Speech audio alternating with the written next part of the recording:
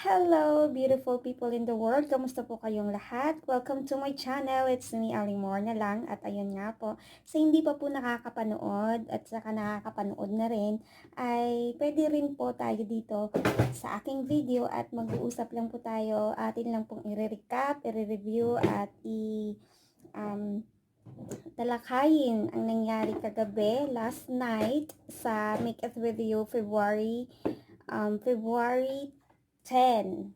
Ayun guys. So, umpisa na po natin. Nag-umpisa, doon nga po at ito nga ay si Sir Ted Villarica ay pumunta nga sa kanila sa pamamahay mismo ni na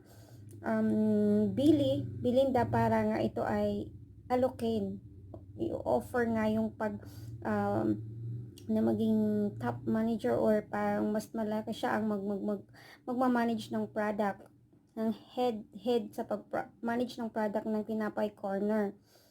At dahil nga ito ay maaalala natin na si Tertunato ay gusto yun ang inaalok din kay Belinda. So at una niya nang ni-refuse na ito ni Belinda in front mismo ni Gabo, pero ito ay talaga namang um, nakitaan ng potential itong si Belinda ni Sir Ted Villarica. Kaya talaga namang pinuntahan dito at doon at kausama na i-offer at talaga namang pero itong si Sir Ted Villarica ay unpredictable talaga yung intention. So parang he's really playing the game na sobrang ang galing niya pero unpredictable yung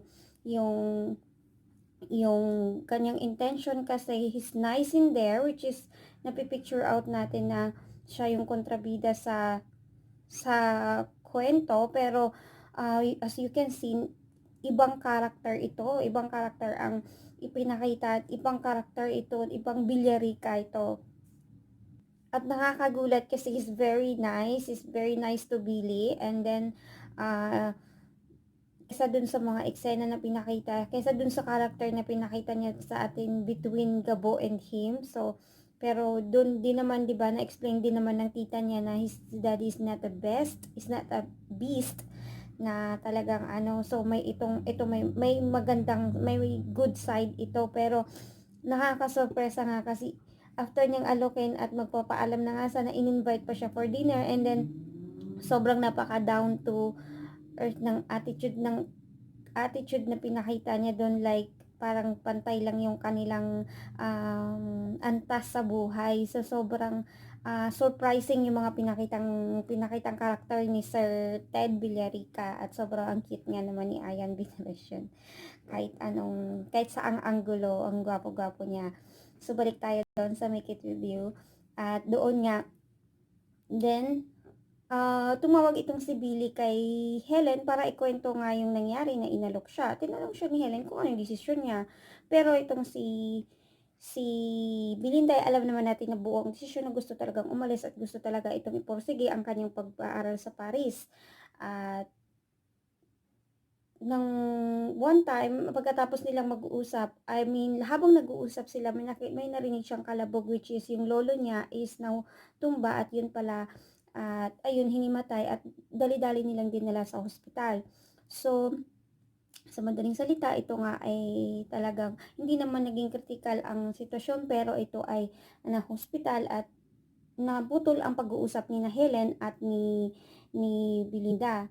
So in the next morning, itong si Helen at itong si Ted Villarica ay tumawag kay Jermeline para kamustahin ang kanyang offer, kung mga any changes ba sa kina Belinda. Pero ito nga ay doon niya nalaman na nagkaroon nga ng problema sa kanila ni Belinda, na which is na hospital yung lolo niya. At itong lolo niya ay na hospital, pero nilagay nila ito sa hindi, kumbaga, sa yung parang um, special, hindi talaga na sariling ward nila. Kumbaga nandun siya sa public na hospital. Pero nang malaman ito ni Sir Ted Villarica, ito ay dali-dali lingid sa kanilang kaalaman, ay dinala ito sa private hospital at naka-private room, of course, na talaga namang ay nagulat at may nakakatuwang eksena pa doon dahil nga itong nurse na pinagtanungan, I mean not nurse o the cleaners ng ospital na pinagtanungan ni Billy sa kanyang lolo kasi nga nalipat ito ng hindi niya alam, ang sagot ba naman wala na. So akala niya yung wala na patay na.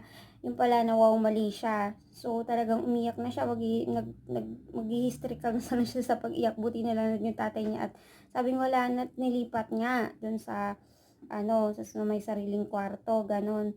At doon nila nalaman, ang pinuntahan nila doon, so nabawian anuhan ng loob si Belinda ng sinabi ng tatay niya. At nung nandun na sila sa kwarto ng lolo niya, doon niya nalaman na si Ted Villarica, sinabi din ng nurse na ang may magsusponsor ng lahat ng gastos.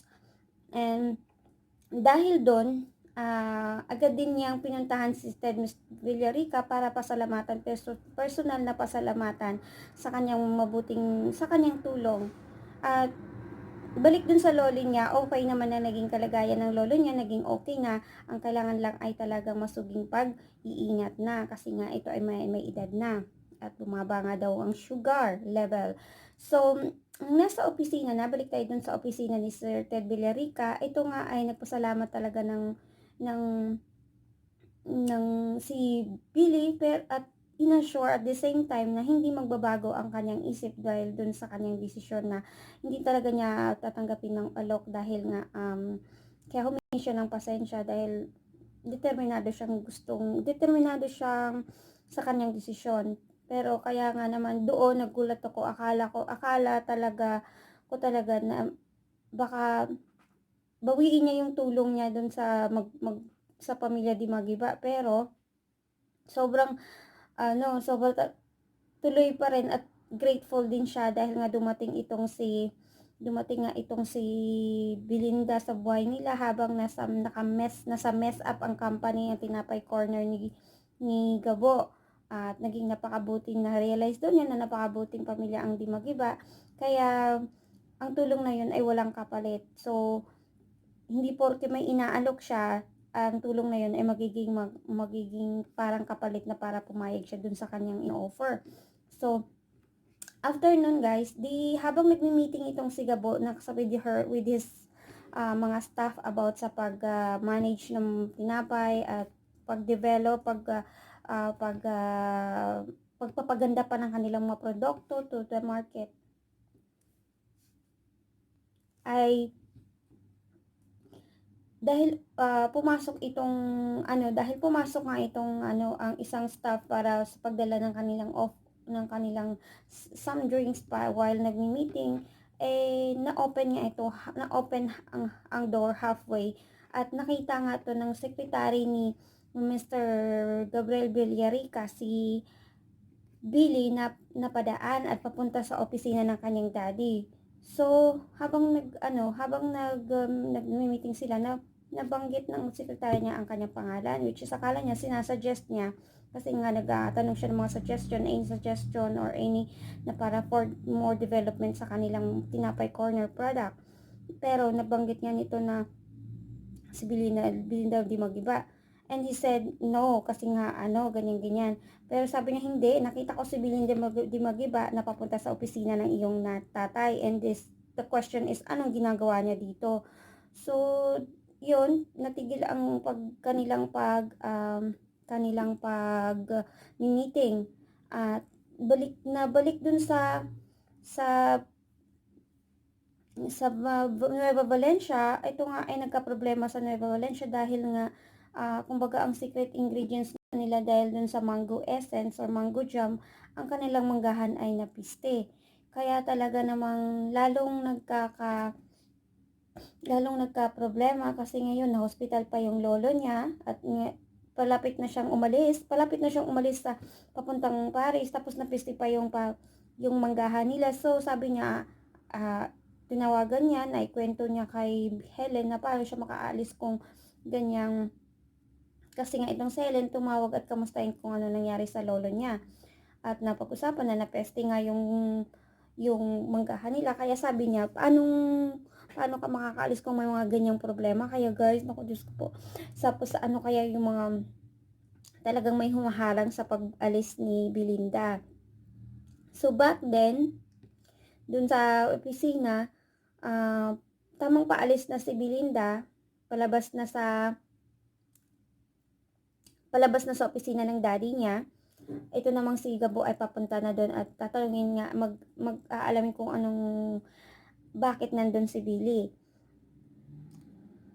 Nagtataka ito, so napapaisip. So ang ginawa niya, so ako pagpasok niya, palabas naman si Billy at sabi nga oh hi, bakit anong ginagawa mo dito? Hindi ka dapat nandito. Sabi niya, may pinag-usapan na kami ng daddy mo.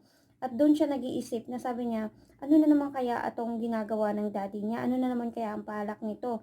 Ano kaya ang intensyon nito? Bakit ngayon si Billy na mismo ang nakikipag-usap kay Billy? So ang ginawa, pag alis ni Billy, at doon nga naalala ni Billy yung sinabi nga ng daddy ni Gabo na ayaw nga sa kanya. At habang nag-uusap nga doon si Billy ay na makikita mong nasaktan siya. Sinabi ng daddy ni Billy na ayaw sa kanya ni Billy.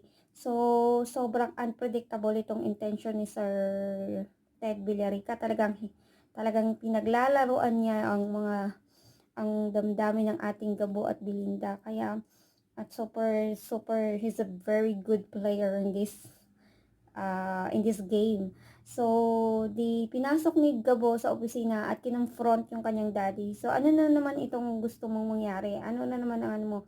Sabi niya, tinutulungan lang kita na maging ganyan at itong si Belinda ay may maganda sa negosyo at ganyan-ganyan. So, sabi niya, wag mo pakailaman ng pagmamanage ko ng aking sariling company. At kumbaga, ipinangako nga naman sa kanya ng tatay niya na sa kapalit ng papalaya niya dun sa mga tao at hindi pakialam dun sa mga taong naging malapit sa kanya nang nasa Croatia siya, ay ang kapalit na uwi siya sa Pilipinas at ipagpatuloy ang kanilang negosyo, kumbaga nga siya ang tatayo sa kanilang negosyo, which is, pero ang kasama doon ay ang pagbawi nga naman ng kanilang bake shop na yung bake shop na yun ay may sentimental value kay Billy dahil iyon ay ang kanyang katangi-tanging alaala ng kanyang ina na naiwan para sa kanya. So sa talagang naging pakomplikado ang lahat ng sitwasyon dahil dito sa mga bigla-biglang pagbabago. So, nagalit na galit itong si Gabo at ito nga ay pumunta dun sa girlfriend niya sa bahay ni Rio for dinner sana, pero habang ito nga ay si Rio nagpe-prepare ng kanilang dinner sana ay ini-express niya talaga ito na galit siya dun sa ginawa ng daddy niya. And Rio was objective dito, gusto niya lang daw maging objective uh, na ang daddy nga hindi naman daw, wala namang mali sa ginawa ng daddy niya, which is mas lalong nagalit at nabulyawan at pagtaasan na naman ng boses si Rio. Rio was always, siya lagi yung napagbuntungan ng galit, which is nakakaawa din si Rio sa sitwasyon niya. At ayun, hanggang sa napaiyak na lang si Rio sa sobrang inis nga at ito nga dumating sa punto na nauwi nga dun na ito dahil ex mo ito ba talaga ay sa negosyo or dahil sa ex mo si Pudding Girl. So parang something na pasok dun sa relasyon nila dahil obvious naman na nagsiselo si Rio kay Belinda. So ang ginawa, nag-walk out na lang talaga hindi masabi dahil alam naman natin that Gabo is just protecting Belinda and her family kasi nga dahil sa daddy niya, dahil na rin din kumbaga hindi nga lang alam ni Rio kung ano yung din ang buong katotohanan kasi nga hindi niya masabi-sabi pa kay Rio yung mga bagay na yan. So, nag-walk out siya, galit na galit siya dahil sa nangyari nung maghapon na yon at ayun nga.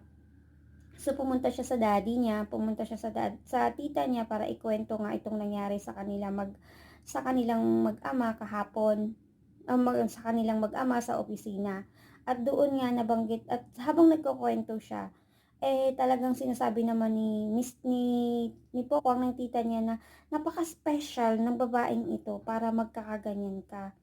At dun niya na rin nasabi na hindi ko kayang hindi pupuwedeng malaman ng daddy ko na hindi ko masabi sa kanya kung gaano ka-special yung si Belinda para sa kanya dahil nga, lahat kumbaga dahil kaya siya nagkakaganyan because for protecting at special nga si Belinda sa kanya. Dun niya na talaga nabitawan yung salitang special si Belinda sa kanya dahil nga kumbaga yung fear na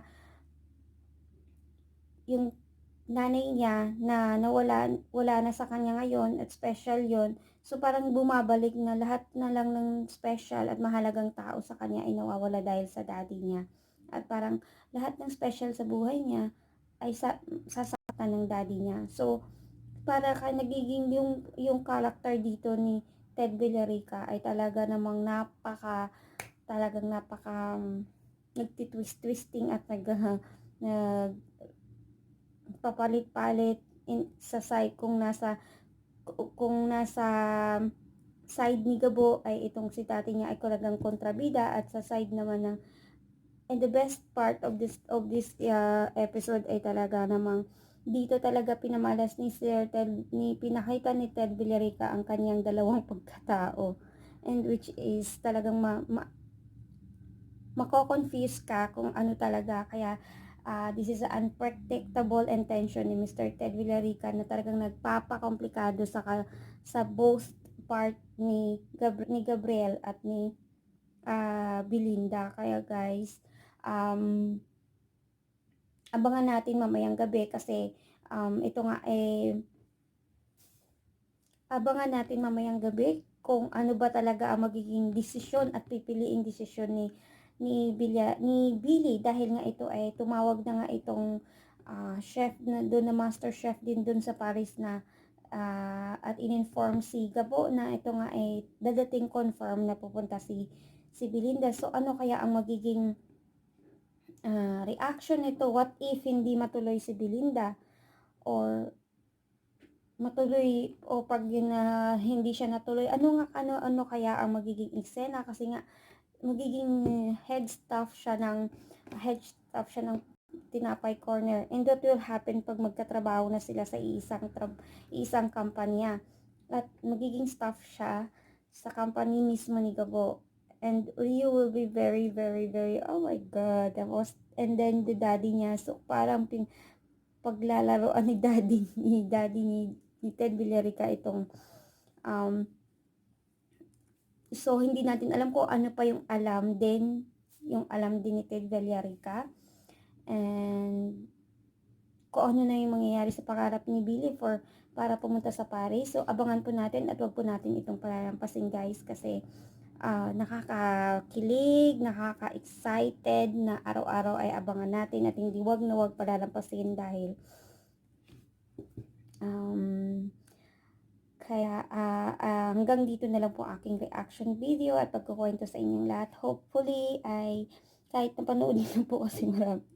Dahil hindi ano lang po, kwento lang po ang kaya kong ibigay sa inyo at hindi buong video dahil alam na this. Hindi ko na. Thanks for watching my video. Thanks for watching my video, beautiful people in the world. God bless you all and bye.